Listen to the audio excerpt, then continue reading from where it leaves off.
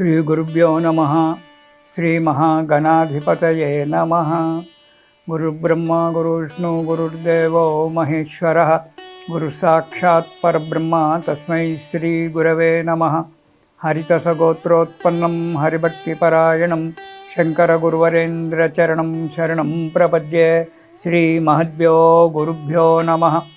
सदाशिवसमारम्भां व्यासशङ्करमध्यमाम् अस्मदाचार्यपर्यन्तां वन्दे गुरुपरम्पराम्। अरुणां करुणातरङ्गिताक्षीं धृतपाशाङ्कुशपुष्पबाणचापाम् अनिवाधिविरयूरुताम् अयूकैः अहमित्येव विभावयेद्भवानीं। శ్రీమాత్రే నమో నమః. ప్రేక్షకులకు స్వాగతం. భగవదాశీర్వచనాలు. మనకు గురు పౌర్ణమి వస్తుంది ఇంకొక వారం రోజులలో. అసలు గురు పౌర్ణమి అనేటువంటిది ఏమిటి? గురువు అనేటువంటి ఏంటి? గురువును ఎందుకు పూజించాలి? అది గురు పౌర్ణమి నాడే ఎందుకు పూజించాలి అనేటువంటి ఒక విషయం గురించి కొద్దిగా మనకు తెలిసినంతగా తెలుసుకుందాం. గురువు, అసలు గురువు అంటే ఏమిటి? అసలు ఆ గురువులో ఉన్నటువంటి ఒక శక్తి ఏమిటి? గురువు ఎందుకు కావాలి అనేటువంటి విషయానికి వస్తే, మనకు గుకార స్తంధకార స్యాత్ రుకార తన్నివారక అన్నారు పెద్దలు. గు అనేటువంటిది అంధకారము, రు అనేటువంటిది వెలుతురు. అంటే అంధకారాన్ని పాపడానికి సూర్యోదయం ఎలా అవుతుందో, చీకటిని పాపడానికి సూర్యోదయం అవుతుంది, మనకు వెలుతురు వస్తుంది. అలాగే మనలో ఉండబడేటువంటి ఒక అజ్ఞానాన్ని పారద్రోలి జ్ఞానం అనేటువంటి ఒక వెలుతురును నింపేటువంటి వాడు గురువు అనేటువంటి ఒక అర్థం మనకు. అందుకే గుకార స్తంధకార స్యాత్ రుకార తన్నివారక. అంధకారాన్ని పాపి తీసివేసి, అంటే అజ్ఞానము అనేటువంటి ఒక అంధకారం ఏదైతే ఉందో ఆ అజ్ఞానం అనేటువంటి ఒక చీకటిని పారద్రోలి జ్ఞానం అనేటువంటి ఒక వెలుతురును మనలో నింపేటువంటి వాడు గురువు అనేటువంటి అర్థం. అలాంటి గురువు ఎవరు అనేటువంటి ఒక సమస్య. గురువు ఎవరు అంటే మనకు రెండు రకాలుగా ఉంది. నారాయణ సమారంభాం వ్యాసశంకర మధ్యమాం అని చెప్పి ఒకటి చెప్పాడు. సదాశివ సమారంభాం వ్యాసశంకర మధ్యమాం. నారాయణ సమారంభం అని చెప్పి మనం తీసుకుంటే విష్ణుమూర్తి నారాయణుడు, నారాయణ తర్వాత వశిష్ఠుడు, వశిష్ఠునికి శక్తి, ఇక మధ్యన ఎంతోమంది ఉన్నారు అనుకోండి. శక్తికి పరాశరుడు, పరాశరుడికి తర్వాత శుకుడు, ఇలా ఒకరొకరు వస్తూ వచ్చారు మనకు. వీళ్ళంతా గురువులే. ఇక సదాశివ సమారంభం, ఇక్కడ నారాయణునికి వశిష్ఠుడు, హయగ్రీవుడు వీళ్ళంతా ఇక్కడ వస్తే, ఇక్కడ దక్షిణామూర్తి నుంచి మనకు శివ సంబంధంగా మనకు ప్రారంభమవుతుంది. శివుడు, దక్షిణామూర్తి వీళ్ళంతా కూడా మళ్ళీ చివరికి వచ్చేటప్పటికి అట్లా కొంతవరకు కాలంగా వంశపరంపరంగా కాలం గడుస్తూ వచ్చిన తర్వాత మనకు జగద్గురు శంకరాచార్యుల వారి దగ్గర నుంచి మనకు శిష్యరికంలో గురు పరంపర ఏర్పడింది. అంటే గౌడపాదునికి శంకరాచార్యులు పద్మపాదులు మొదలైనటువంటి వాళ్ళు ఇట్లా శిష్యులుగా ఏర్పడి వాళ్ళు గురు పరంపరలో వాళ్ళు వచ్చారు. ఇది బాగానే ఉంది. మరి వీళ్ళంతా కూడా ఏం చేయాలి అంటే మనలో ఉండబడేటువంటి ఒక అజ్ఞానాంధకారాన్ని తీసివేయాలి గురువు అనేటువంటి వాడు. అజ్ఞానాంధకారాన్ని తీసివేసేటువంటి వాడు బోధ గురువు కావాలి. బాధ గురువు కాకూడదు, బోధ గురువు కావాలి. ఇలా మనకు చరిత్రలలో చూస్తే మనకు ఎంతోమంది కనబడతారు. దాంట్లో బ్రహ్మర్షులు ఉన్నారు, రాజఋషులు ఉన్నారు. వీళ్ళంతా కూడా గురు పరంపరలో వచ్చేటువంటి వాడు. మనము సృష్టి నుంచి కనుక మనం ప్రారంభం చేసుకున్నట్టయితే ఈనాడు మనకిప్పుడు ఉన్నటువంటి ఒక వ్యక్తి వ్యాస భగవానుడు. అతను వ్యాసుడే విష్ణువు. వ్యాసాయ విష్ణు రూపాయ వ్యాసరూపాయ విష్ణవే నమో వై బ్రహ్మనిధే వాసిష్ఠాయ నమో నమః. ఎవరైతే ఉన్నారో వ్యాస మహాముని అని చెప్పి మనం చెప్పుకుంటున్నామో అతనే మనకు ప్రస్తుతము ద్వాపర యుగం నుంచి గురువుగా ఏర్పడ్డాడు. తర్వాత మనకు ఆ వ్యాసుని ఇతరు మనకు 24వ వ్యాసుడు అని చెప్పి చెప్తారు. అంటే వ్యాసుడు అనేటువంటిది ఒక పేరు కాదు, ఒక పీఠం. అది అంతకుముందు నుంచి వస్తూ ఉన్నారు. అందులో వ్యాసుడు అనేటువంటి ఒక పీఠము. అతనికి కృష్ణద్వైపాయనుడు అనేటువంటి వాడు వ్యాసుడు ఇప్పుడు ప్రస్తుతం. అంటే గురు పరంపరలో అతనికి ఒక బిరుదు ఇచ్చారు, ఆ పీఠం ఇచ్చారు. అతని వ్యాసం అంటారు. అందుకే వ్యాసపీఠము అంటారు. అది పీఠం. అది అతని పేరు కృష్ణద్వైపాయనుడు, ఇప్పుడు ఉన్నటువంటి ఒక మనకు గురువు గారు, మూల గురువు.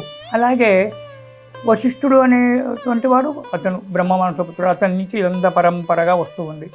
మరి వీళ్ళు ఎవరు అంటే గురు బ్రహ్మ, గురు విష్ణువు, సదాశివుడు. గురువే బ్రహ్మ, గురువే విష్ణువు, గురువే శివుడు. ఈ మూర్తిత్రయము, ముగ్గురు మూర్తుల యొక్క రూపమే గురువు అనేటువంటిది మనకు ఏర్పడింది. అంటే ఈ గురువును పూజించడం వల్ల ఈ ముగ్గురు దేవతల యొక్క, అంటే ముగ్గురు త్రిమూర్తుల యొక్క ఫలితం మనకు వస్తుంది. మనలో ఉండబడేటువంటి ఒక అంధకారం పోతుంది. అందు గురించి ఆ గురువును మనము పూజించుకోవాల్సి వస్తుంది. గురువు జ్ఞానాన్ని బోధించాలి. ఉదర పోషణార్థం ఈనాడు 2 మాటలు నేర్చుకొని 2 పట్టాలు పుచ్చుకొని నేను విద్యావంతుణ్ణి అంటే కాదు, సంసారికమైనటువంటి యొక్క బాధలు, జగత్తు సంబంధించినటువంటి ఒక బాధలు పోడగొట్టుకొని మోక్షోపాయాన్ని పొందడానికి చేసినటువంటి ఒక విద్యనే విద్య. అది నేర్పించేవాడే గురువు. అసలు మనకు తెలిసినటువంటి ఉదర పోషణం, మన పొట్ట గురించి రకరకాల విద్యలు నేర్చుతూ ఉన్నాము, డబ్బులు సంపాదించుకుంటున్నాము, తింటున్నాము. కానీ మోక్ష సాధన గురించి మనం ఏమైనా చేస్తున్నామా? ఏం లేదు. ఎంతసేపటికి మనము పునరపి జననం పునరపి మనరం పునరపి జనని జఠరే శయనం ఇయ సంసారే బహుదుస్తారే కృపయా పారే పాహి మురారే అంటాడు మన జగద్గురు శంకరాచార్యుల వారు. పుట్టడము చచ్చడము, పుట్టడము చచ్చడము అనేటువంటి ఒక ఈ కులాల చక్రంలో మనం తిరుగుతూనే ఉన్నాము. కానీ జన్మరాహిత్యాన్ని చేసుకోవడానికి జ్ఞానాన్ని పొందడం లేదు. ఆ జ్ఞానాన్ని నేర్పించేటువంటి వాడు గురువు. ఆ జ్ఞానాన్ని పొందాలి. ఎంతసేపటికి కులాల చక్రంలో కుండలు తీసినట్టుగా, కుమ్మరి కుల చక్రం దింపుకుంటూ కుండలు తీసి పక్కకు పెట్టినట్టుగా ఎంతసేపటికి జననం మరణం జననం మరణం జననం మరణం అనేటువంటి ఒక దాని గురించే చూస్తున్నాము. 2 అక్షరాలు నేర్చుకొని పట్టాలు సంపాదించుకొని డబ్బు సంపాదిస్తున్నాం. కాచే కాంత కాచే పుత్ర కాచే ధనమైపి అతీయ విచిత్రం అంటాడు. భార్య ఎవరు, బిడ్డలెవరు, ధనం ఎవరిది, ఇదంతా మన వెంబడి వస్తుందా? జన్మరాహిత్యాలు చేస్తున్నాయా మనం వేదాంతంలోకి వెళ్ళినట్టయితే? అలా కాకుండా మనకు జన్మరాహిత్యాన్ని చేసేటువంటి ఒక విద్యను నేర్పించేటువంటి వాడు నిజమైన గురువు. కృష్ణ పరమాత్మ ఉన్నాడు, అతను గురువు. మొట్టమొదటి మన గురువు అతడే నారాయణమూర్తి, అతడే కృష్ణుడు. నారాయణ అంతకంటే కృష్ణుడే చెప్తాడు గీతలో, ఇంతకంటే అర్జున ఇంతకంటే ముందు నేను చెప్పాను నారాయణుడి, అదే విషయాన్ని మళ్ళీ ఇప్పుడు ఇక్కడ చెప్తున్నానంటాడు. అంతకంటే ముందే విష్ణువు, అందుకే నారాయణ సమారంభం అన్నారు. నారాయణమూర్తి అంతకంటే ముందే గీతను ఉపదేశం చేశాడు. ఆ తర్వాత మళ్ళీ కృష్ణావతారంలో అర్జునుడికి అటువంటి వ్యక్తి దొరకక, దాన్ని ఆకలింపు చేసుకునే ఒక వ్యక్తి దొరకలేదో, అతను ప్రయత్నం చేయడం విష్ణుమూర్తి అవసరం రాలేదు. మళ్ళీ భారతంలో పాండవ మధ్యముడైనటువంటి ఒక మన అర్జునునికి మళ్ళీ ఆ గీతను బోధించాడు. అందుకే కృష్ణుడు మనకు మొదటి గురువు. ఇప్పుడు మనకి ఈ కాలంలో కనుక చూసుకున్నట్లయితే అతని నుంచి చెప్పినటువంటి వ్యాసుడు అవన్నీ కూడా మనకు చెప్పాడు. ఈ వ్యాసుడు అనేటువంటి వాడు కృష్ణద్వైపాయనుడు. ఇతడు సాక్షాత్తు విష్ణుమూర్తి యొక్క అవతారం. బ్రహ్మ వేదాలన్నీ చెప్పాడు. 4 ముఖాలతో 4 వేదాలు చెప్పాడు బ్రహ్మదేవుడు. అవన్నీ కలగాపలగంగా ఉన్నాయి. వాటిని విడదీసినటువంటి ఒక వ్యక్తి వ్యాసుడు. వ్యాసుడు వేదాలు చెప్పలేదు, బ్రహ్మనే చెప్పాడు. తన చతుర్ముఖాలతోటి బ్రహ్మదేవుడే వేదాలు చెప్పాడు. ఆ వేదాలను విడదీసి ఋగ్యజుస్సామ యజుర్వేదం, ఋగ్వేదము, యజుర్వేదము, సామవేదము, అధర్వణ వేదము 4 వేదాలుగా వ్యాస భగవానుడు విభజించి 4 శిష్యులకు ఆ వేదాలను చెప్పి వీటి ప్రపంచంలో చేయండి, ప్రచారం చేయండి అని చెప్పాడు. ఆ వాళ్ళ నుంచి మనకు ఇవన్నీ కూడా వేదం యొక్క విషయాలు తెలిసినాయి. ఆ తర్వాత దానికి ఎంతోమంది మహానుభావులు ఋషులు భాష్యాలు రాయడము ఇచ్చేయడము, ఆ తర్వాత వ్యాసుడు ఉపనిషత్తులు రాయడము, పురాణాలు రాయడము, ఇవన్నీ కూడా మనకు చెప్పారు. అక్కడి నుంచి అందుకే మనకు వ్యాసుడు గురువు అయినాడు. అయితే మనము ప్రతి సంవత్సరము ఆషాఢ మాసంలోనే గురు పౌర్ణమి చేసుకుంటున్నాము. ఎందుకు చేసుకోవాలి? ఆషాఢ శుద్ధ పౌర్ణమి నాడు గురు పౌర్ణమి చేసుకుంటున్నాము. ఎందుకు అంటే వ్యాసుడు దీనికి 3 రకాల జవాబులు ఉన్నాయి. అది ఏది కరెక్ట్ అనే ఒక విషయం నాకు మాత్రం తెలియదు, చెప్తున్నాను. ఒకటి, వ్యాసుడు పుట్టినరోజు ఆ రోజు కృష్ణద్వైపాయనుడు పుట్టినరోజు అని చెప్పి ఒకరు చెప్తారు, కొందరు చెప్తారు. కొందరేమో మహాభారతం ప్రారంభించినటువంటి ఒక రోజు అని చెప్పి కొందరు చెప్తారు. కొందరు వేదాలు విభజించినటువంటి ఒక రోజు అని చెప్పి కొందరు చెప్తారు. ఏది ఏమైనా వ్యాసుని యొక్క పౌర్ణిమాది, వ్యాస భగవాను మనం పూజ చేసుకోవాలి. ఆ రోజు వ్యాసుడు, గురు పౌర్ణమి నాడు వ్యాసుని మనం పూజ చేస్తున్నాము. ఈ వ్యాసుని కనుక మనం పూజ చేసినట్టయితే బ్రహ్మ విష్ణు మహేశ్వరులను ముగ్గురిని కూడా పూజ చేసినట్టుగా అవుతుంది. అందుకే గురు బ్రహ్మ గురు విష్ణు గురుదేవో మహేశ్వర, గురు సాక్షాత్ పరబ్రహ్మ వీళ్ళందరికంటే కూడా మించినటువంటి ఒక పరబ్రహ్మ స్వరూపం ఏదైతే ఉందో అతనే వ్యాసుడు, అతనే గురువు. అలాంటి గురువులు మనము పూజ చేసుకోవాల్సినటువంటి ఒక రోజు వ్యాస పౌర్ణమి, ఆషాఢ శుద్ధ పౌర్ణమి నాడు. సరే, పూజ చేసుకుంటున్నాము. మరి ఈనాటి గురువులకు మనం పూజ చేస్తున్నామా? గురువే. ఎవరైనా సరే, ఏ శాస్త్రంలో మనము చదువుకుంటున్నామో, ఏ కాలేజీలో స్కూల్లో ఎక్కడ చదువుకుంటున్నామో, వేద పాఠశాల ఎక్కడ చదువుకున్నప్పటికైనా ఒక విద్యను బోధించేటువంటి వాడు మనకు గురువు. అంటే ఆ విద్యలో మనం నిష్ణాతుని చేస్తున్నాడు. కాబట్టి అందులో ఒక విధమైన మనము సరే పుట్టకూటికే చదువుతున్నామో ఏది చదువుతున్నామో అది పక్కకు పెట్టు. అది పక్కకు పెట్టినట్టయితే మనను ఉద్ధరించుకోవడానికి, మన జీవన గమనం నడవడానికి మనము ఒక విద్య నేర్చుకుంటున్నాము. ఆ విద్య నేర్పించేటువంటి ఒక వ్యక్తి కూడా గురువే. మరి అతను కూడా పూజ చేయాలి కదా, అతను కూడా పూజ చేసుకోవాలి కదా. వ్యాసుని పూజ చేయాలి, మనకు విద్య నేర్పించేటువంటి ఒక గురువుకు పూజ చేయాలి. ఇందులో మోక్ష మార్గాన్ని తెలపడానికి చేసినటువంటి ఒక గురువులు ఉపదేశం ఇచ్చేటువంటి గురువు, ఒక మంత్రోపదేశం. అంటే కొందరు మహానుభావులు పీఠాలు నిర్మించుకొని, ఆశ్రమాలు నిర్మించుకొని కొందరు మహానుభావులు ఉన్నారు. జగద్గురు శంకర పీఠమే కావచ్చు, అహోబిల పీఠమే కావచ్చు, దత్తపీఠమే కావచ్చు, శారదా పీఠమే, ఇలాంటి పీఠాలు ఎన్నో ఉన్నాయి. మనను ఉద్ధరించుకోవడానికి, మరుజన్మ లేకుండా ఉండడానికి, జన్మ సాఫల్యం కలగడానికి వారి దగ్గర మనం మంత్రోపదేశం తీసుకుంటున్నాము. వారు ఇస్తున్నారు. దాన్ని మననం చేసుకుంటూ మళ్ళీ జన్మరాహిత్యం చేసుకొని మనం పోవాలి. వానను కూడా పూజించాలి. అంటే మంత్రోపదేశం ఇస్తేనే పూజించాలా, లేకుంటే పూజించకూడదా అంటే మంత్రోపదేశం ఇస్తేనే కాదు. వాళ్ళు జగద్గురు పీఠం ఉంది, అది సాక్షాత్తు పరమశివుని యొక్క రూపం. అది జగద్గురు పీఠం అంటే సాక్షాత్తు దక్షిణామూర్తి యొక్క పీఠం. అది అలాంటి పీఠానికి వాళ్ళు ఉపదేశం ఇచ్చిన వాళ్ళ వాక్కు చాలు. ఆ వాళ్ళ వాక్కుకే మనం వాళ్ళ దర్శనమే పాపనాశనం. వాళ్ళ యొక్క దర్శనం కనుక చేసుకున్నట్టయితేనే ఎన్నో పాపాలు తొలగిపోతాయి జగద్గురు పీఠం వాళ్ళది.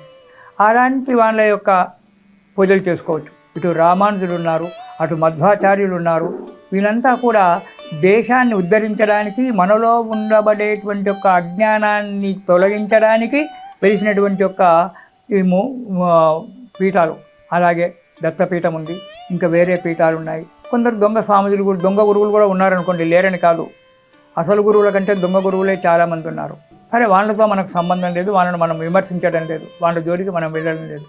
మనకు సంబంధించినటువంటి యొక్క మన గురువులు ఎవరైతే ఉన్నారో ఆ గురువులను కనుక పూజించినట్లయితే మనకు జన్మ సాఫల్యం అవుతుంది. అలాంటి గురువులు మనకు ఈ వ్యాస పౌర్ణిమ అంటే వ్యాస పరంపరగా వచ్చినటువంటి వాళ్ళు వీళ్ళంతా. కాబట్టి వ్యాస పౌర్ణిమ నాడు ఆనాడు వాళ్ళను పూజించుకోవాలి. ఇకపోతే కృష్ణుడు ఉన్నాడు. మనకు గీతలో చెప్పింది ఏంటి? ఆ కృష్ణ భగవానుడు మనకు సాక్షాత్ మొట్టమొదటి గురువు అనుకోవాలి భారతకాలం నుంచి. అంటే ఈ 5000 సంవత్సరాల నుంచి వచ్చినటువంటి దాంట్లో మొట్టమొదటి గురువు కృష్ణ పరమాత్ముడు. అందులో మనకు దొరకనటువంటి ఒక విషయం లేదు భగవద్గీతలో. దాన్ని నువ్వు ఏ విధంగా అన్వయించుకుంటే ఆ విధంగానే నీకు కనబడుతుంటుంది. అందులో ఉన్నటువంటి ఒక సారాంశాన్ని కనుక మనం తీసుకున్నట్టయితే మన జన్మ తరించిపోతుంది. అలాంటి యొక్క వాక్కులు చెప్పాడు ఆ పరబ్రహ్మ స్వరూపుడైనటువంటి ఒక కృష్ణ పరమాత్మ. ఆ తర్వాత వ్యాసుడు ఇవన్నీ కూడా మనకు చెప్పుకుంటూ వచ్చాడు. ఇదంతా కూడా మనము సక్రమంగా చేసుకుంటూ వెళ్ళాల్సినటువంటి ఒక అవసరం మనకి. గురువు గారు ఎప్పుడైతే మనకు గురువు యొక్క ఉపదేశం దొరుకుతుందో, గురువు యొక్క ఇచ్చినటువంటి ఒక మంత్రాన్ని మనం మననం చేస్తుంటామో, అంటే మననం అంటే జపం చేయడం, మననం చేస్తుంటామో జన్మరాహిత్యం కలుగుతుంది. అంటే అందరం కూడా సన్యాసం తీసుకోవాలా అని అడగొచ్చు. గురుగారి దగ్గర ఉపదేశం తీసుకుంటే గురువుగారు సన్యాసి కదా, మనం కూడా సన్యాసం కావాలంటే సన్యాసి కావాల్సినటువంటి అవసరం లేదు. కుటుంబంలోని సంసారములోనే ఉండి తరించవచ్చు. అలా ఎంతమంది లేరు? ఎంతోమంది ఉన్నారు మన దృష్టిలో. మన పెద్దలు చెప్తూ ఉంటారు, ఎంతోమంది ఋషులు మనకు వశిష్ఠ మహామునికి పెళ్ళి కాలేదా, సంతానం లేదా? అలా సంతానంతో సంసారంలోనే అంటే తామరాకు నీళ్ళలోనే ఉంటుంది, కానీ ఆ నీటి చుక్క దాని మీద నిలబడదు. అలా సంసారంలోనే ఉండి సంసారము బురద అనేటువంటిది మన ఒంటికి పూసుకోవద్దు. కార్యక్రమాలన్నీ చేస్తుండాలి. కర్మణ్యేవాది కారస్తే, కర్మలన్నీ కూడా చేస్తూ ఉండాలి. మా ఫలేషు కదాచన, వాటి యొక్క ఫలితాన్ని నువ్వు కోరకు. నేను ఇది చేస్తే నాకు ఈ ఫలితం రావాలి అనేటువంటి ఒక కామ్యమైనటువంటి ఒక విషయంగా నువ్వు భగవంతుడిని పూజించకు, గురువుగారిని పూజించకు. నిష్కామంగా సేవ చేయి. గురువుగారినే కానీ ఇది భగవంతుడినే కానీ నిష్కామంగా సేవ చేసినప్పుడు ఆ గురువుగారు తప్పకుండా నిన్ను మోక్ష సామ్రాజ్యానికి పంపిస్తాడు, దారిస్తాడు, దారి చూపిస్తాడు. అది మనం చెయ్యాలి. కుమ్మరి పురుగు బురదలోనే ఉంటుంది, కానీ దానికి శరీరానికి బురద అంటదు. అలా మనము గురువుగారిని పూజించుకోవడానికి మనకు సంవత్సరంలో ఒకరోజు ఏర్పాటు చేశారు. అసలు గురువుగారిని ప్రతిరోజు పూజించాలి. ఏ కార్యక్రమం చేసినా ముందు గురుస్మరణనే. నీకు సంబంధించిన గురువు నీకు, నాకు సంబంధించిన గురువు. ఇప్పుడు నాకు ఒక గురువు ఉంటాడు, జ్ఞానోపదేశం చేసినటువంటి ఒక వ్యక్తి. నీకు జ్ఞానోపదేశం చేసినటువంటి ఒక వ్యక్తి నీకొకరు ఉంటారు. ఎవరైనా గురుపరం. అందుకే అన్నారు, నారాయణ సమారంభం వ్యాసశంకర మధ్యం అస్మదాచార్య పర్యంతం. వాళ్ళ గురు పరంపర నుంచి వచ్చినటువంటి ఒక నా గురువుకు నమస్కారం అని చెప్పుకుంటున్నాం. లేదా సదాశివ సమారంభం శంకరాచార్య మధ్యమం అస్మదాచార్య పర్యంతం వందే గురువు. అలా అయినా చెప్పుకో, ఇలా అయినా చెప్పుకో. మనం గురువుకు చేయాలి. అసలు మొట్టమొదటి గురువు ఎవరు మనకు? ఒక్కసారి ఆలోచించండి. మొట్టమొదటి గురువు మనకు మన జీవితంలో తల్లి, ఆ తర్వాత తండ్రి. అందుకే తల్లి మొట్టమొదటి గురువు మనకు. తల్లి ఏం చేస్తుంది?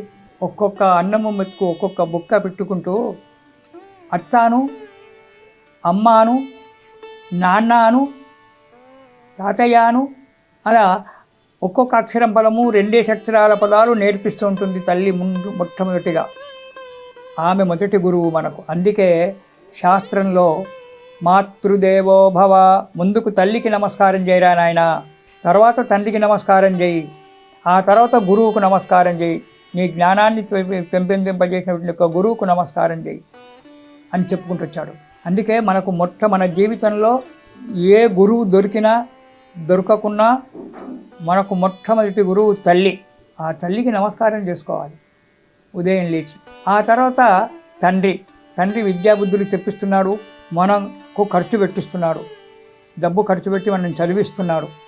నాకంటే నా కొడుకు ఉత్తముడు కావాలి, నాకంటే నా కొడుకు చాలా పెద్దవాడు కావాలి అనేటువంటి ఒక విషయాలతోటి తను కడుపు మార్చుకొని, తను తినకుండా, తను సుఖపడకుండా డబ్బు సంపాదించి మనకు విద్యాబుద్ధులు నేర్పించి మనను పెద్దవాడిని చేయడానికి ప్రయత్నం చేస్తున్నాడు. అందుకు అతను 2వ గురువు. ఇక 3వ గురువు ఎవరు? ఆచార్యుడు. మనకు విద్యను నేర్పించి జ్ఞానోపదేశం చేసేటువంటి వాడు 3వ గురువు ఆచార్యుడు. ఈ ఆచార్యుడు ఏం చేస్తాడు? మనలో జ్ఞానాన్ని పెంపొందింపజేస్తాడు. మనం ఏ విషయం తీసుకున్నా, ఒకటి సైన్సే కావచ్చు, ఇటు రాజకీయమే కావచ్చు, ఇటు న్యాయశాస్త్రమే కావచ్చు, ఇటు సాంఖ్యశాస్త్రం, ఏదైనా సరే మనం ఏ శాస్త్రంలో అయితే మనం అడుగు ముందు వేయాలని చెప్పి అనుకున్నామో దానికి సంబంధించినటువంటి యొక్క విషయాలన్నీ కూడా కూలంకషంగా చెప్తూ, అందులో ఉండే ఒక మర్మాలన్నీ కూడా మనకు చెప్తూ మనలో జ్ఞానాన్ని పెంపొందింపజేస్తున్నాడు. ఆ విషయంలో విషయ పరిజ్ఞానం అనేటువంటిది మనలో నింపుతున్నాడు ఆచార్యుడు. అందుకే 3వది ఆచార్య దేవోభవ. మనకు ఆచార్యుడు ముఖ్యమైనటువంటి వాడు. ఎందుకు? మన జీవన గమనానికి తల్లి మొదటి గురువు. తండ్రి కష్టపడుతున్నాడు, తల్లి మాటలు నేర్పిస్తుంది, తండ్రి కష్టపడి డబ్బు సంపాదించి మనం చదివిస్తున్నాడు, జ్ఞానాన్ని ప్రబోధిస్తున్న మనకు విషయ జ్ఞానాన్ని మనం ఏ విషయంలో అయితే అడుగు ముందుకేయాలని చెప్పి అనుకున్నామో ఆ విషయ జ్ఞానాన్ని మనకు ప్రబోధించినటువంటి ఒక వ్యక్తి ఆచార్యుడు. మన జీవిత గమనానికి దారి చూపించేటువంటి వాడు ఆచార్యుడు, అతనే గురువు. అలాంటి గురువులకు సేవ చేసుకోవాలి. కానీ ఈనాడు మనకు సంఘంలో ఏం కనబడుతుంది? గురువులు చెడిపోయినారు, శిష్యులు చెడిపోయినారు. ప్రతిరోజు ఆ మీడియాలో కానీ వార్తాపత్రికలలో కానీ చూస్తూ ఉంటే ఒక్కొక్కసారి బాధ అనిపిస్తుంటుంది. ఏంటి ఈ కర్మ? గురువులకు విలువ లేదు, ఇటు శిష్యుడు గురువు లేదు. అసలు గురువు గారు తన గురుత్వాన్ని నిలబెట్టుకుంటున్నాడా? ఎవరో ఒకరు మాత్రమే ఆ గురుత్వాన్ని నిలబెట్టుకుంటున్నారు, ఎక్కడో కోట్ల దగ్గర మనకు కనబడేటువంటిది. కానీ పూర్వకాలంలో అలా లేలే. గురుకులంలో మేము చదువుకునేటప్పుడు ఆ గురువుగారి యొక్క మాట జవదాటకుండా ఉండి చదువుకునేటువంటి ఒక వ్యక్తులం మేము. అలాంటి గురువులు కావాలి, ఆ గురు పరంపర అలా రావాలి. విషయ పరిజ్ఞానాన్ని మనలో నింపాలి. మనము కూడా గురువుగారు చెప్పినటువంటి ఒక విషయాన్ని కూలంకషంగా చదివి అందులో ఉన్నటువంటి ఒక విషయాన్ని మనం ఆకలింపు చేసుకున్నట్టయితే మన జీవితాలన్నీ కూడా మంచిగా అయిపోతాయి కదా. ఎంతో ఉన్నతమైనటువంటి ఒక విషయాన్ని మనం తెలుసుకున్న వాళ్ళం అవుతాం కదా. మన జీవితాలకు ఒక గమ్యం దొరికినట్టు అవుతుంది. దాంట్లోనే మనకు మోక్ష సామ్రాజ్యం దొరకడానికి కూడా ఇదవుతుంది. ఒకటి ఇదే కాదు, ఒక సైన్స్ విషయంలో కానీ ఇతర విషయాలు తీసుకుంటే ఒక వ్యక్తి ఒక విషయాన్ని కనిపెట్టినాడంటే అతను దాంట్లో ఎంత నిష్ణాతుడై ఎంత కష్టపడి సంపాదిస్తాడో దాన్ని సాధిస్తాడు. అతను కూడా మనం గురువే. ఇప్పుడు సిద్ధాంతులు ఎంతోమంది ఉన్నారు, ఎంతోమంది మహానుభావులు ఉన్నారు. ఇప్పుడు రాకెట్లు సిద్ధం చేసేటువంటి వ్యక్తులు, వాళ్ళు నిరంతరం భార్యాబిడ్డలతో కలిసి ఉంటూ ఇటు ఈ సిద్ధం చేసేటువంటి ఒక రాకెట్లు ఏవైతే ఉన్నాయో, మొన్న చంద్రయానం అవన్నీ కూడా పంపించారు. వాటి గురించి వాళ్ళు నిరంతరం 24 గంటలు కూడా కష్టపడి దాన్ని సిద్ధం చేస్తున్నారు. వాళ్ళు ఆ విద్యలో వాళ్ళు నిష్ణాతులు, ఆ విద్యలో వాళ్ళు గురువులు. వాళ్ళకు కూడా మనం నమస్కారం చేసుకోవాలి. సరే, వాళ్ళ జీవనోపాధికి డబ్బు ఇస్తున్నారు, డబ్బు తీసుకుంటున్నారు. కానీ నిరంతరం అందులో లేడే. అతను వాళ్ళు డబ్బు ఇస్తున్నారు, నేను ఉద్యోగం చేస్తున్నాను అనేటువంటి ఒక విషయంలో వాళ్ళు లేరు. ఆ శాస్త్రవేత్తలు ఒక విషయాన్ని కనుక్కోవాలి అనేటువంటి ఒక విషయంలో భార్యాబిడ్డలతో కాపురం చేస్తూ ఉన్నప్పటికీ కూడా అందులో మునగకుండా ఆ సాధనను సంపూర్తిగా చేస్తున్నారు. ఇది సంసారంలో ఉండి సాధించడము అంటే. మందులు కనుక్కునేటువంటి వాడు ఒక ఫార్మసీ డాక్టర్ ఉన్నాడు, అందరు మందులు కనుక్కుంటాడు. ఎంత కష్టపడతాడు అతను. 24 గంటలు అతనికి అదే ఆలోచన, ఎంతసేపటికి అదే ఆలోచన. ఇందులో ఏది కలపాలి, ఏది కలిపితే ఏ మందు అవుతుంది, ఏ రోగానికి మనకు కోవిడ్ వచ్చింది, దాని గురించి ఎంత కష్టపడ్డారు. ఎంత కష్టపడి ఆ కోవిడ్కు దానికి వ్యాక్సినేషన్ కనుక్కున్నారు. వాళ్ళు కూడా మన గురువులే కదా, వాళ్ళని తీసిపారడానికి వీలు లేదు. వాళ్ళు ఇవన్నీ కూడా ఉంటూనే నిరంతరము 24 గంటలు వాళ్ళు దాని గురించే ఆలోచన, దాని గురించే చదవడం, దాని గురించే భోజనం కూడా చేస్తున్నారా, నీళ్లు దాహం తీర్చుకుంటున్నారా అనేటువంటి ఒక విషయం కూడా తెలియనటువంటి ఒక పరిస్థితిలో ఉంటారు వాళ్ళు. అటువంటి శ్రద్ధ అవసరం మనకు కావాలి. అది కూడా ఒక మోక్ష మార్గానికి దారే. మోక్ష మార్గం కావాలంటే ముక్కు మూసుకొని కూర్చొని జపం చేసుకుంటూ ఏ చెట్టు కిందనో కూర్చోవడమే మోక్ష మార్గం కాదు. ఒక ఉన్నతమైనటువంటి యొక్క దాన్ని చేసేయడమే ఇది జ్ఞానోపదేశం. ఇటువంటి జ్ఞానోపదేశం చేసేటువంటి ఒక గురువు కావాలి. అలాంటి గురువులను మనము వెతుక్కోవాలి. ఇకపోతే ఇప్పుడు మాలాంటి వాళ్ళం ఉన్నాం, మాకు ఆ సైన్స్ రాదు, ఆ లెక్కలు రావు, వేరే కనుక్కోలేము. మేము శ్రీ విద్య అని చెప్పి, రామతారకం అని చెప్పి ఆ గురువుగారు అనుగ్రహించి ఏ మంత్రోపదేశం చేస్తాడో దాన్ని మననం చేసుకుంటుంటాం. దీనివల్ల ఏం సాధిస్తున్నారు మీరు అని చెప్పి అడగొచ్చు. ఈ శ్రీ విద్య కానీ ఇతర విద్యలు కానీ జపం చేసేటప్పుడు మాలో నుంచి ఇప్పుడు జగద్గురు శంకరపీఠం వాళ్ళే ఉన్నారు, ఇతరత్ర వాళ్ళే ఉన్నారు. వాళ్ళు చేసేటువంటి ఒక జపము యొక్క ఫలితము సూర్యకిరణాల ద్వారా జగత్తుకు వ్యాపిస్తుంది. అది మీకు తెలుసో తెలియదో. ఈనాడు మన భారతదేశం ఏ విధంగా ఇంకా ధర్మంగా ఉంది అంటే ఆ పెద్దలైనటువంటి ఒక గురువుల యొక్క జప ఫలితం వల్ల. వాళ్ళు నిరంతరం జపం చేస్తూ ఉంటారు, సాధన చేస్తూ ఉంటారు. ఆ సాధన వల్ల వాటిలో నుంచి కొంత శక్తి వైబ్రేషన్ బయలుదేరి సూర్యకిరణాల ద్వారా ప్రపంచమంతా వ్యాపిస్తూ ఉంటుంది. దానివల్ల ఈ ధర్మం అనేటువంటి నిలబడి మనల్ని కాపాడుతూ ఉంటుంది. ఇప్పుడు శ్రీ విద్యా వాళ్ళు ఎంతోమంది ఉన్నారు. దీక్ష తీసుకొని రోజుకు 6 గంటలు 5 గంటలు 6 గంటలు 7 గంటలు జపం చేసుకుంటూ ఉండి శ్రీచక్రానికి నవావరణ పూజలు, హోమాలు, యజ్ఞాలు ఇవన్నీ చేసుకుంటూ ఉండబడేటువంటి వాళ్ళు, బయటికి కనబడకుండా ఉండబడేటువంటి ఒక యోగులు మన దగ్గర ఎంతోమంది ఉన్నారు. వాళ్ళ వల్ల ఏం ఫలితం ఉంది అని చెప్పి మీరు అడగొచ్చు. కానీ చాలా ఫలితం ఉంది. వాళ్ళు తమ సొంతం గురించి ఏమి చేసుకోవడం లేదు, స్వలాభానికి వాళ్ళు ఏది చేయడం లేదు.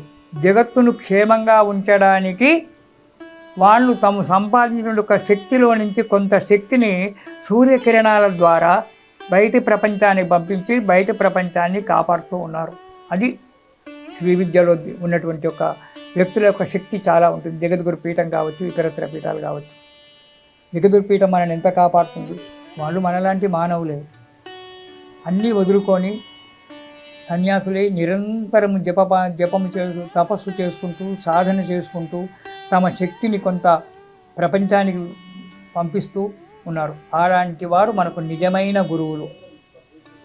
అలాంటి గురువులను మనము సేవించుకునేటువంటి ఒక సమయం ఈ ఆషాఢమాసమే. ఆషాఢమాసం పౌర్ణిమ రోజే. ఎందుకు? వ్యాసుడు జన్మించినటువంటి ఒక స్థలం కాబట్టి అలాంటి వ్యాసమహామునిని పూజ చేసుకొని ఆ తర్వాత స్వామి అంటే మనకు సంబంధించినటువంటి యొక్క గురువులను కూడా పూజ చేసుకుంటే మనకు భగవంతుని సేవ చేస్తే భగవంతుడు వరం ఇస్తాడో ఇయ్యడో మనకు తెలియదు. కానీ గురువుగారు మాత్రం సంతోషించినట్టయితే గురువుగారు మనకు వరం ఇస్తాడు. ఇవి మనకు సాక్షాత్కారంగా నా జీవితంలో కూడా నేను అనుభవించినటువంటి ఒక విషయాలు ఇవి. నాది ఏదో కొద్దిగా శ్రీ విద్యోపాసన కొద్దిగా చేసుకుంటాను. నా గురువుగారు ఉన్నారు. అతను ఏదో నేను ఎన్నడూ అతని దగ్గర 12 సంవత్సరాలు శిష్యరికం చేశాను. కానీ నేను ఎన్నడూ కూడా అతన్ని నాకు ఇది కావాలి అని చెప్పి నేను అడగలేదు. అతన్ని నేను వేడుకోలేదు. ప్రతిరోజు గంటలు గంటలు అతను కూర్చొని భగవంతుని సేవించేవాడు. ఏం సేవిస్తున్నాడో కూడా నాకు తెలియదు. అతనికి నా మీద ఏమనిపించిందో ఏవో కొన్ని పరీక్షలు పెట్టాడు. ఆ పరీక్షలకు తట్టుకున్నాను. ఆ తర్వాత అతను నాకు శ్రీ విద్యోపాసన ఇచ్చాడు. అతనే నాకు జీవనాధారం అని చెప్పి అనుకున్నాను. అతను ఇచ్చినటువంటి ఒక మంత్రాన్ని, అతని యొక్క సాధనను నిరంతరం సాధన చేస్తూ ఉన్నాను. ఈనాడు నాకు ఏదైనా సమస్య వచ్చింది అంటే ఇటు సాహిత్యంలో కావచ్చు, ఇటు వేదంలో కావచ్చు, లేదా ఇటు జాతక భాగంలో కావచ్చు, ఏవైనా సమస్యలు వచ్చినాయి అంటే హాయిగా రాత్రి పడుకునే ముందు గురువుగారిని తలుచుకొని, గురువుగారు నాకు ఈ విషయంలో నాకు అర్థం కావడం లేదు అని చెప్పి మొరబెట్టుకుంటే అదే రాత్రి స్వప్నంలో వచ్చి నా గురువుగారు నాకు ఆ సమస్యకు పరిష్కారం చూపిస్తారు. ఈనాటికి కూడా ఆ గురువుగారు ఇప్పటికీ 30-40 సంవత్సరాలైంది అతను ఈ లోకంలో లేక. అయినప్పటికీ ఈనాటికి కూడా నాకు నా గురువుగారు వచ్చి ఆ సమస్యకు పరిష్కారం ఫలాని గ్రంథంలో ఉందిరా మర్చిపోయావా అని చెప్పి 2 తిట్లు తిట్టి, నా మతిమరుపుకు 2 తిట్లు తిట్టి ఆ సమస్యకు పరిష్కారం చెప్తూ ఉంటాడు. అలాంటి గురువులు కావాలి. అలాంటి గురువులను మనం వెతుక్కోవాలి. అలా గురువు యొక్క సేవ చెయ్యాలి. గురువుగారికి దయ కలగాలంటే తొందరగా కలగదు. ఎన్నో పరీక్షలు పెడతాడు. భగవంతుని దయ కలగాలంటే భగవంతునికి దయ కూడా తొందరగా కలగదు. భగవంతుడు కూడా ఎన్నో పరీక్షలు పెడతాడు.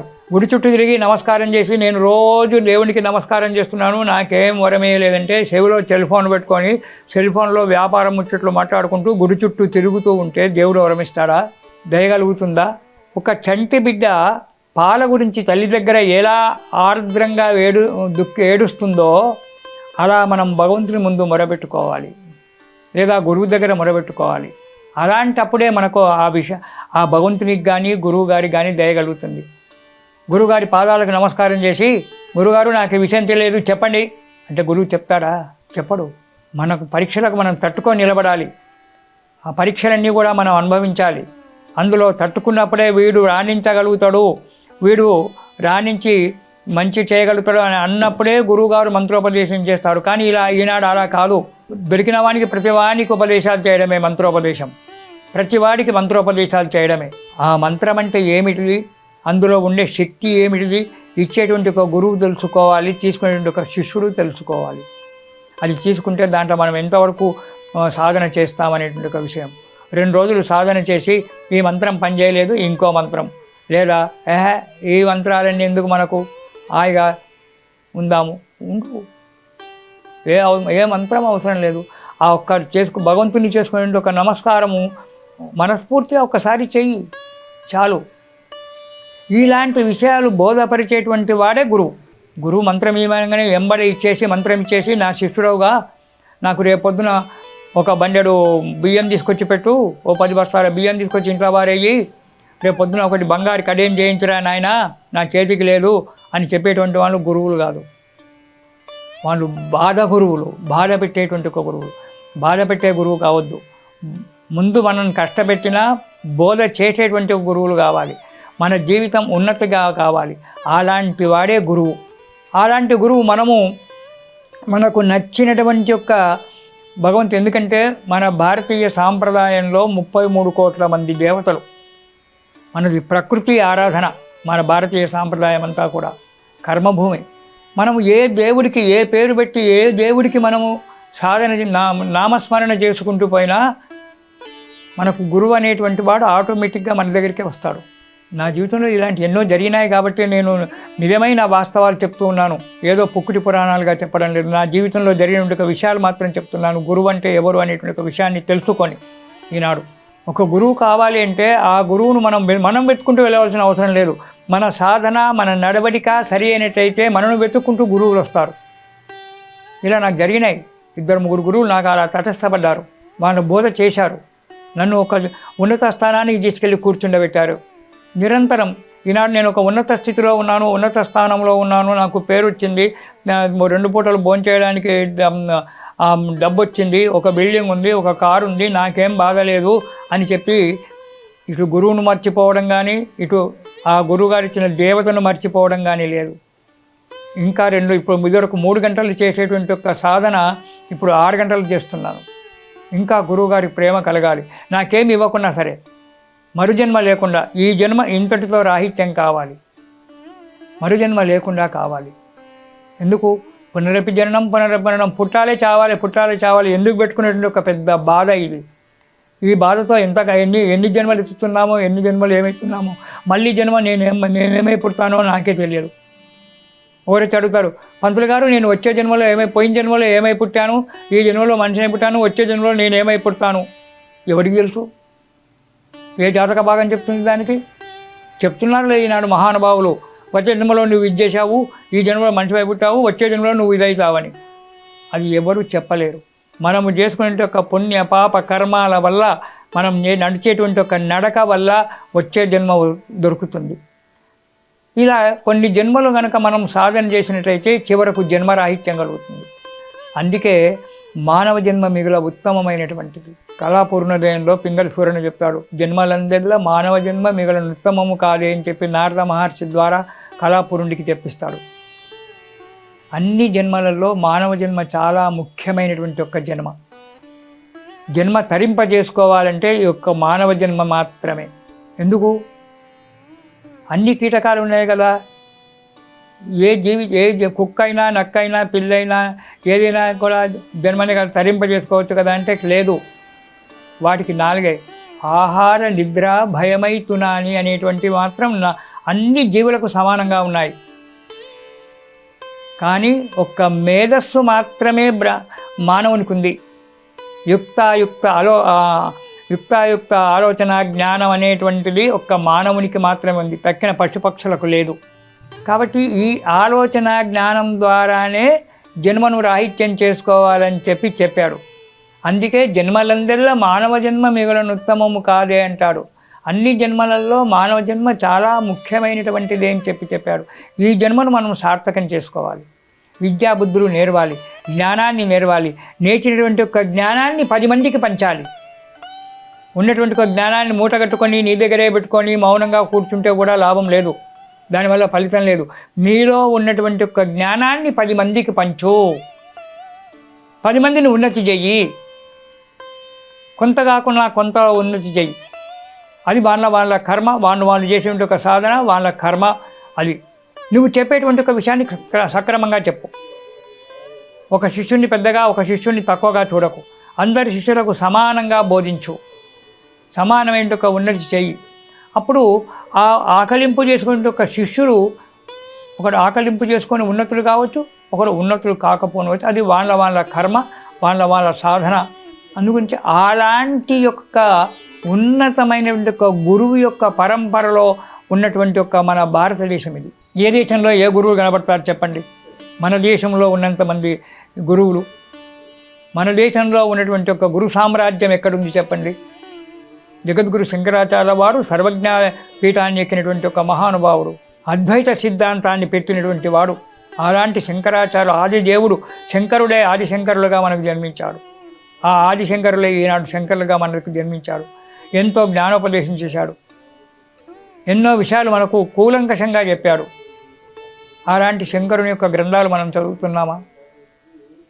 వ్యాసుడు మనకెంత నేర్పించాడు, ఎంత కష్టపడి ఎన్ని గ్రంథాలు ఎంత చెప్పాడు మనకు వ్యాసమహాముని. ఆ వ్యాసుని పుస్తకాలు ఒక్కటైనా మనం చదువుతున్నామా? గురు పౌర్ణిమ నాడు రాగానే జై కొట్టడము, గురువుగారికి నమస్కారం చేస్తూ చేయడము, లేకుంటే లేదా హాయిగా సినిమా టాకీస్లోనో ఫంక్షన్లోనో వెళ్ళడము, పబ్లకో వెళ్ళడము, హాయిగా కాలం గడపడం. అది కాదు, గురువును పూజించాలి. గురు పౌర్ణిమ అంటే ఏంటి? గురువును పూజించాలి, గురుసేవ చేసుకోవాలి. మనకు ఎవరైతే జ్ఞానాన్ని చేసి చెప్పాడో ఆ గురువు యొక్క పేరు మనం సదా సర్వకాలం నిలబెట్టాలి. అది గురువుగారు కోరుకుంటాడు. గురుదక్షిణ మనం గురువుగారికి దక్షిణ మనం ఏమి ఇవ్వగలుగుతాం? ఏమి ఇవ్వలేము, ఎంత ఇచ్చినా తక్కువే. కానీ గురువుగారి పేరు నిలబెట్టాలి. ఎక్కడ చదువుకున్నావురా నువ్వు? పలాని గురువుగారి దగ్గర చదువుకున్నాను. ఓహో, అంత పెద్ద గురువుగారి దగ్గర చదువుకున్నావా? అలాంటి యొక్క గురువుగారి పేరు చిరస్థాయిగా ఉండేటట్టు చేయాలి. మన పేరు చిరస్థాయిగా ఉంటుందో లేదో అది పక్కకు పెట్టు. గురువుగారి పేరు ఎప్పుడైతే చిరస్థాయిగా ఉండేటట్టుగా మనం చేస్తామో, మనం పాటుపడతామో, అప్పుడు గురుదక్షిణ మనం ఇచ్చుకున్నట్టే. కొంతకాలం వరకు గురు పౌర్ణిమ అంటే ఎవరికి తెలియదు. కొన్ని సంవత్సరాల క్రితం వరకు గురు పౌర్ణిమ అంటే ఏంటి? ఏదో బ్రాహ్మలు, ఏదో పండితులు, ఏదో ఆశ్రమాలలో ఉండబడేటువంటి ఒక మహానుభావులు ఆ గురు పౌర్ణిమ గురించి వాళ్ళు ఏదో లోపల పూజ చేసుకునేవాళ్ళు. ఎప్పుడైతే సాయిబాబా వెలుగులోకి వచ్చాడో, సాయిబాబా తత్వం వెలుగులోకి వచ్చిందో, 10 మంది శిష్యులు సాయికి సిద్ధమైనారో, అప్పుడు గురు పౌర్ణిమ అనేటువంటి దానికి ప్రాచుర్యం పెరిగింది. అంతకంటే ముందు ప్రాచుర్యం ఎక్కువగా లేదు. ఎప్పుడైతే సాయిబాబా వెలుగులోకి వచ్చి, సాయి జీవితం వెలుగులోకి వచ్చి, సాయిబాబాకు 10 మంది శిష్యులు సిద్ధమయ్యి, ఆ శిష్య పరంపర ద్వారా మనకు ఈ గురు పౌర్ణిమ అనేటువంటిది వచ్చింది. గురు పౌర్ణిమ అనగానే ఈనాడు మనం ఏం చేస్తున్నాము? సాయిబాబాకు పూజ చేస్తున్నాము. గురు పౌర్ణిమ అంటే సాయిబాబా పూజ. విజయదశమి అంటే స్వామివారి యొక్క సాయిబాబా గారు అవతారం ఇచ్చినటువంటి ఒక అవతారం చాలించినటువంటి ఒక దినమనో ఏదో దాన్ని చేసుకుంటున్నాం. కానీ గురు పౌర్ణిమ అంటే సాయిబాబాకు పూజ. సాయిబాబా కూడా ఒక దత్తావతారమే. నా దృష్టిలో సాయిబాబా కూడా ఒక దత్తావతారమే, ఒక సిద్ధ పురుషుడు సాయి, మామూలు వ్యక్తి కాదు. మనం ఏదో కులము మతము అని చెప్పి అతను ముస్లిం అని, ఇతను హిందూ అని, అదని ఇదని ఏదో మనం మొత్తుకుంటున్నాం. కానీ సాయి నా దృష్టిలో ఒక సిద్ధ పురుషుడు. ఇప్పుడు సిద్ధ పురుషుడు అంటే మహావతార బాబా, అచ్యుతానంద సరస్వతి, సిద్ధేశ్వరానంద భారతి, ఇలాంటి వాళ్ళు కొందరు మహానుభావులు ఉన్నారు. మౌనస్వామి, వీళ్ళంతా సిద్ధ పురుషులు. అలాంటి కోవలోకి చెందినటువంటి ఒక వ్యక్తే సాయిబాబా. సాయిబాబాకి ఎప్పుడైతే గురు పౌర్ణిమ నాడు గురువు గారని చెప్పి పూజ చేస్తూ వచ్చారో, ఆనాటి నుంచి గురు పౌర్ణమి వెలుగులోకి వచ్చింది. ఈనాడు చూడండి, ఏ దేవాలయంలో గురు పౌర్ణిమ చేస్తుంది. ఈ మధ్యన చేస్తున్నారు అనుకోండి. ఈ 3-4 సంవత్సరాల నుంచి కొంచెం ప్రతి దేవాలయంలో గురు పౌర్ణిమ వ్యాసుని ఫోటో పెట్టి లేదా దత్తుని ఫోటో పెట్టి గురు పౌర్ణిమ మనం పూజలు చేస్తున్నారు. ఇంతకుముందు ఎవరు చేసేవారు? ఎక్కడ సాయిబాబా దేవాలయాల్లో మాత్రం గురు పౌర్ణిమ మహాఘనంగా చేస్తున్నారు. చెయ్యాలి. వాళ్ళు చేసినట్టుగా, సాయి భక్తులు చేసినట్టుగా మన భక్తులు కూడా, మనమందరం కూడా కలిసి ఒక సాయిబాబా మందిరంలోనే కాకుండా తక్కిన వేరే మందిరాలలో కూడా కృష్ణుడికో, ఆది గురువు అయినటువంటి ఒక కృష్ణుడికో, వ్యాసపీఠం దొరికినట్టుగా వ్యాసునికో, శివుడికో, విష్ణుమూర్తికో ఎవరికి చేసినా వాళ్ళంతా కూడా గురు పరంపరలో ఉన్నటువంటి ఒక వ్యక్తులే కాబట్టి వాళ్ళకు సేవ చేయాలి. వీళ్ళంతా కూడా పరోక్ష గురువులు. ఇక ప్రత్యక్ష గురువు మనకు విద్య నేర్పించి మనను ఉన్నత స్థితికి వెళ్ళినటువంటి ఒక ప్రత్యక్ష గురువులు మన ఎదురుగుండానే ఉన్నారు. వాళ్ళను కూడా ఆనాడు వాళ్ళకు కూడా పూజ చేసి వాళ్ళను కూడా సన్మానించాలి. అలా చేసినప్పుడే మనకు ఒక ఉన్నతి దొరుకుతుంది, గురువు గారి యొక్క అనుగ్రహం కలుగుతుంది. ఆ గురువు గారు మనకు ఎప్పుడైతే వరమిస్తాడో అది మన జన్మ సాఫల్యమైపోతుంది. అందుకే అన్నారు, కుకార స్తంధకార స్యాత్ రుకార స్తన్నివారక. మనలో ఉండబడేటువంటి ఒక అజ్ఞానాన్ని పారద్రోలేటువంటి ఒక వ్యక్తి గురువు. జ్ఞానాన్ని అనేటువంటి ఒక వెలుగును నింపేటువంటి వాడు. అలాంటి గురువుకు రేపు వ్యాస పౌర్ణమి నాడు మనము అతనికి పూజలు చేసుకోవాలి. ఆ గురువు గారికి, గురువుగారు నిన్నెప్పుడు ఏది కోరడు, ఏ గురువు కూడా కోరలేదు. ఎవరో కొందరు గురువులు మన చరిత్రలో కనుక చూసినట్టయితే శిష్యుడిని పరీక్ష పెట్టడానికి, శిష్యుడు ఒత్తిడి చేస్తే శిష్యుడిని పరీక్ష పెట్టడానికి గురుదక్షిణ కావాలని చెప్పి అడిగాడు. ఆ చరిత్ర మనకు అనుకున్నా. కానీ ఏ గురువు ఎవరిని కూడా ఏం అడగలేదు. విద్యాబోధన చేసి సుఖీభవ అన్నాడు, అంతే. మనము అలాంటి గురువులను రేపు వ్యాస పౌర్ణిమ నాడు ఇటు భగవంతుని సేవ చేసుకుంటూనే, భగవంతునికి సేవ చేసుకుంటూనే ప్రత్యక్ష గురువులకు కూడా సేవ చేయాలి. మీకు గురువు ఉన్నాడు, ఆ గురుగారి దగ్గరికి వెళ్ళి లేదా గురువుగారి ఇంటికి వెళ్ళి ఆ గురువుని సేవించి పాదపూజ చేసి నీకు తోచినటువంటి ఒక పండ్లో ఫలమో అతనికి దక్షిణ రూపకంగా సమర్పించుకో. గురువుగారికి అనుగ్రహం కలుగుతుంది. కానీ ఈనాడు గురువులు కూడా చాలామంది మారిపోయినారు సంఘంలో చూస్తూ ఉంటే.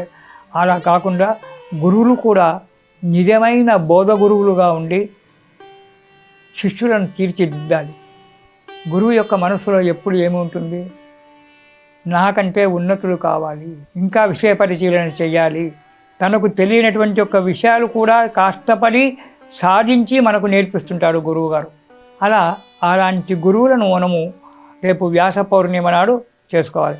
అందుకే వ్యాస పౌర్ణిమ అనేటువంటిది ఆషాఢ మాసంలో పౌర్ణిమ నాడే వస్తుంది. దాన్నే వ్యాస పౌర్ణిమ అన్నారు, గురు పౌర్ణమి అన్నారు. ఆనాడు మనము గురువులను సేవించుకోవాలి. గురువురు దక్షిణామూర్తి, దక్షిణామూర్తి అంటే శివుడు. ఆ దక్షిణామూర్తిని సేవించుకోవాలి. హయగ్రీవుణ్ణి, నారాయణమూర్తిని, ఇలా ఉన్నారు. ఇలా ఎందరినో వారందరినీ కూడా సేవించుకుంటూ మన ప్రత్యక్ష గురువులను కూడా సేవించుకొని ఆ గురువుగారి యొక్క అనుగ్రహం కావాలి. జ్ఞానానందమయం దేవం నిర్మల స్ఫటికాకృతిం ఆధారం సర్వ విద్యానాం హయగ్రీవం ఉపాస్మహే. హయగ్రీవుణ్ణి, ఆ జ్ఞానాన్ని ప్రసాదించేటువంటి ఒక హయగ్రీవుడుకు మనకు మొదటి గురువు నారాయణమూర్తి యొక్క అంశ.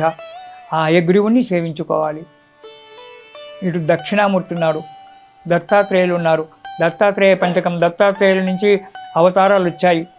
మాణికర బహు ఉన్నాడు, అక్కలకోట మహారాజు ఉన్నాడు, గజానన మహారాజు ఉన్నాడు, సాయిబాబా ఉన్నాడు. వీరంతా కూడా దత్త పరంపర, దత్తగురు పరంపరకు చెందినటువంటి వాడు. శ్రీపాద శ్రీవల్లభుడు, నరసింహ సరస్వతి, వీళ్ళంతా మంచి గురువులు. వాళ్ళ యొక్క చరిత్రలు చదువుతూ ఉండండి, మనకు ఎన్ని విషయాలు తెలుస్తాయి. వాళ్ళు మన గురించి ఎంత కష్టపడ్డారో తెలుస్తుంది. మనం ఇంట్లో కూర్చుంటున్నాం, వాళ్ళు అడవిలో కూర్చొని మనకంటే ఎంత కష్టపడ్డారు. ఆహారము, దాహము, ఆహారాలు లేకుండా, తిండి నీళ్లు లేకుండా వాళ్ళు జపతపాలు చేసుకుంటూ ఈ ప్రపంచాన్ని ఉద్ధరించడానికి ఎంత సేవ చేస్తున్నారు. కంచి పరమాచార్యులు చూడండి, అతని చరిత్ర చదవండి.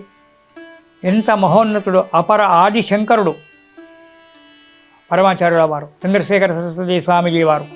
అతను తలుచుకుంటే ఏదైనా చేయగలిగేటువంటి ఒక వ్యక్తి. ఎంతమందిని ఉద్ధరించాడు అతను, ఎంతమందికి జ్ఞానోపదేశం చేశాడు, ఎంతమందిని ఉద్ధరించినటువంటి ఒక మహానుభావుడు కంచి పరమాచార్యుల వారు. అలాగే జయేంద్ర సరస్వతి, విజయేంద్ర సరస్వతి, ఇప్పుడున్నటువంటి ఒక ఎంతోమంది, ఇలా రాఘవేంద్ర స్వామి, వీళ్ళంతా కూడా గురువులే కదా. అలాంటి గురువులను మనము చేసుకుంటూ, పూజ చేసుకుంటూ రేపు వ్యాస పౌర్ణిమ నాడు ఉదయమే లేచి తలంటి స్నానం చేసుకొని మన ఇంట్లో కానీ దగ్గరున్న దేవాలయంలో కానీ ఆ భగవంతునికి ముందు సేవ చేసుకొని, నీకు నచ్చిన భగవంతుడు ఎవరైనా గురువే, ఏకో దేవా కేశవోవా శివోవా అన్నాడు. దేవుడు ఒక్కడే, రూపాలు వేరు. ఏకం సత్ విప్రా బహుదా వదంతి, ఒక్కటే. ఆ ఒక్కటిని 10 మంది 10 రకాలుగా చెప్పుకుంటున్నాం. ఆ ఒక్కటిని 10 భాగాలు చేశాం, కానీ మూలం ఒకటే. ఆ ఒక్కటే బ్రహ్మస్వరూపము, అదే సత్వం, అదే బ్రహ్మస్వరూపము, దాన్నే బ్రహ్మ అంటారు. అలాంటి ఏకం సత్, ఆ ఒక్కటేదైతే సత్యం ఉన్నదో, ఆ ఒక్క పరబ్రహ్మం ఏదైతే ఉన్నదో అదే ఈ ప్రపంచాన్ని కాపాడుతుంది. అలాంటి పరబ్రహ్మ స్వరూపానికి మనము అది ఏ రూపంలో ఉన్నా ఎలా ఉన్నా ఆ పరబ్రహ్మ స్వరూపానికి సేవ చేసుకొని ఆ తర్వాత ప్రత్యక్ష గురువులకు సేవ చేసుకొని మన జీవితాలను ఉద్ధరించుకొని మళ్ళీ జన్మ అంటూ లేకుండా జన్మరాహిత్యం చేసుకొని మన పెద్దలు ఇచ్చినటువంటి యొక్క గ్రంథాలు చదువుతూ అందులో ఉన్నటువంటి విషయాలను ఆకలింపు చేసుకొని ముందుకు అడిగేసి జీవితాన్ని సుగమం చేసుకుందాం. అలాంటి గురువులకు సేవ చేసుకోవడానికి మనకు ఈ వ్యాస భగవానుడు పుట్టినరోజే కావచ్చు, వ్యాస భగవానుడు భారతం ప్రారంభించిన రోజే కావచ్చు, వ్యాసుడు వేదాలను విభజించిన రోజే కావచ్చు, ఏదైనా ఆ రోజు వ్యాస పౌర్ణిమ, వ్యాసుని వల్ల వచ్చింది కాబట్టి వ్యాస పౌర్ణిమ. ఆ రోజు వ్యాస పౌర్ణిమ నాడు ఆ వ్యాస భగవానునికి, విష్ణు రూపంలో ఉన్న వ్యాస భగవానునికి, మన గురువు రూపంలో ఉన్నటువంటి ఒక వ్యాస భగవాను అంటే ప్రత్యక్ష గురువు రూపంలో ఉన్నటువంటి ఒక వ్యాస భగవానునికి సేవ చేసుకొని జీవితాలను ధన్యం చేసుకొని ఆనందంగా జీవితం గడుపుదాము. స్వస్తి ప్రజాభ్య పరిపాలయంతాం న్యాయేన మార్గేణ మహిమహీషాః గోబ్రాహ్మణేభ్యः సోమస్తు నిత్యం లోకా సమస్తా సుఖినో భవంతు.